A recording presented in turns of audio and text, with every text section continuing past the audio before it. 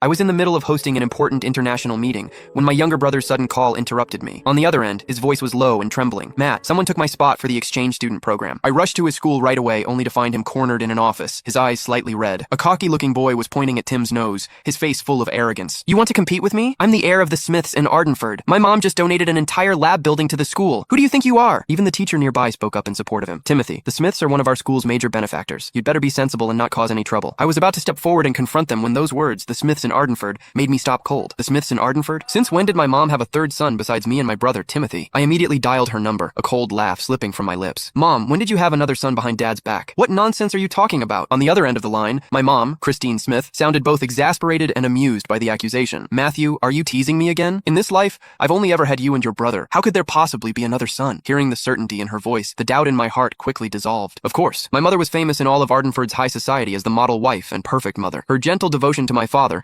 Elias Mace, had remained unchanged for years. She was the woman every other rich wife was compared to. In our circle, scandals about women having affairs or keeping toy boys weren't uncommon, but everyone agreed on one thing. My mom would never be one of them. "It better be that way," I said coldly, hanging up. Then I looked up at the arrogant kid in front of me. He was dressed head to toe in flashy designer brands, his accessories piled on carelessly, exuding the cheap gaudiness of a nouveau riche brat. Suppressing my anger, I asked evenly, "You just said you're the heir of the Smith family?" "Oh, another one? What now? Calling in backup?" He sneered, crossing his arms. "Yeah, that's right. I'm Roger Smith, heir of the Smith family in Ardenford. Got a problem with that?" "Oh, I get it," he scoffed again. "You two are trying to cozy up to my family, huh? Too late for that. Tell me, besides our family, are there any other Smiths even worth mentioning? What a pair of country bumpkins." Then he turned back to my brother, his voice dripping with malice. "Timothy, so what if you've got good grades? So what if you spent a year working hard? With a single word, my mom can make everything you've done count for nothing." My brother Timothy lowered his head even further, his fists clenched so tightly his knuckles turned white. Seeing him endure it in silence, I understood instantly. This Smith kid had probably been bullying my brother for a while now. My father had always disliked ostentation and wanted us to stand on our own abilities. So Tim and I kept a low profile outside, never revealing our background. Tim was quiet and focused only on his studies, but people like Roger had mistaken his humility for a weakness and took advantage of that. I gently pulled him behind me